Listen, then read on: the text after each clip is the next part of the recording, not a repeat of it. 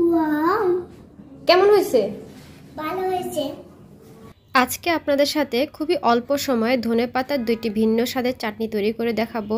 এই চাটনি যে কোনো স্ন্যাক্সের স্বাদকে দ্বিগুণ করে দিতে পারে। তো আশা করছি এই চাটনি রেসিপিটি আপনাদের অনেক ভালো লাগবে। রেসিপিটি ভালো লাগলে ভিডিওতে একটা লাইক কমেন্ট শেয়ার করে দিবেন আর আমার চ্যানেলটি সাবস্ক্রাইব করে সাথেই থাকবেন। ধনেপাতা চাটনি তৈরি করার জন্য এখানে আমি 1 কাপ পরিমাণ ধনেপাতা নিয়েছি। এরপর নিয়েছি কিছু ফ্রেশ পুদিনা পাতা, নিয়েছি 2টা কাঁচামরিচ, 2 কোয়া রসুন, অল্প কিছুটা আদা আর নিয়েছি পরিমাণ মতো লেবু। এখন হচ্ছে এই ধনেপাতাগুলোকে একটা ব্লেন্ডারে জারে নিয়ে নিচ্ছি। তো আমি ধনেপাতাগুলোকে একটু কুচি কুচি করে দিচ্ছি যেন এই ধনেপাতাটা একদম মিহি পেস্ট হয়। তো চেষ্টা করবেন একটু কুচি করে দিতে। এরপর হচ্ছে পুদিনা পাতাগুলো দিয়ে দিব। এখানে পুদিনা পাতার পরিমাণটা একটু কম দিয়েছি। এরপরে দিয়েছি 2টা কাঁচামরিচ, দিয়েছি রসুন আর আদা দিয়ে দিচ্ছি অল্প একটু। তো এরপর এর মধ্যে 1 চামচের মতো লেবুর রস দিয়ে দিব। তো আপনারা চাইলে ব্লেন্ড করার সময় এর মধ্যে 2 চামচের মতো পানিও দিতে পারেন। এরপর স্বাদ মতো লবণ আর অল্প কিছুটা চিনি দিতে হবে।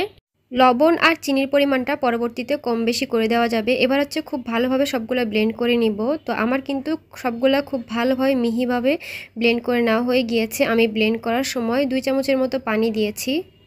আমার কিন্তু বেসিক গ্রিন চাটনিটা তৈরি হয়ে গিয়েছে। আমি এই চাটনিটা দিয়ে আরও একটা চাটনি তৈরি করব। তার আগে এখান থেকে অর্ধেকটা চাটনি আমি সার্ভ করে নিচ্ছি। বেসিক গ্রিন চাটনিটা খেতেও কিন্তু অসম্ভব মজা হয়েছে। তো আরও একটা ভিন্ন স্বাদে চাটনি তৈরি করার জন্য এখানে আমি 2 টেবিল চামচ পরিমাণ টক দই নিয়েছি। এরপর নিয়েছি 1/2 চামচ পরিমাণ চাট মশলা। এবারে সবগুলোকে খুব ভালোভাবে মিশিয়ে নিব। এখানে চাট মশলার পরিবর্তে টালা জিরার গুঁড়াও দেওয়া যেতে পারে। তো যেহেতু আমি টক দই দিয়েছি তাই চিনির পরিমাণটা একটু কম বেশি হতে পারে, তাই চিনিটা একটু ব্যালেন্স করার জন্য অল্প একটু দিয়ে নিয়েছি।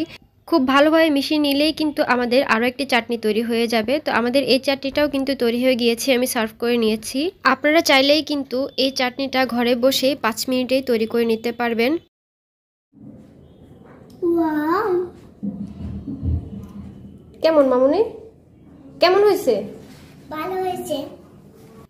আপনারা কিভাবে এই গ্রিন চাটনিটা তৈরি করেন সেটা কিন্তু অবশ্যই কমেন্ট করে জানাতে ভুলবেন না। তো আশা করছি রেসিপিটি আপনাদের অনেক ভালো লেগেছে। রেসিপিটি ভালো লাগলে ভিডিওতে একটা লাইক কমেন্ট শেয়ার করে দিবেন আর আমার চ্যানেলটি সাবস্ক্রাইব করে সাথেই থাকবেন। সাথে কিন্তু আমার ফেসবুক পেজটাও ফলো করতে ভুলবেন না। আজ এখানে বিদায় নিচ্ছি। আল্লাহ হাফেজ।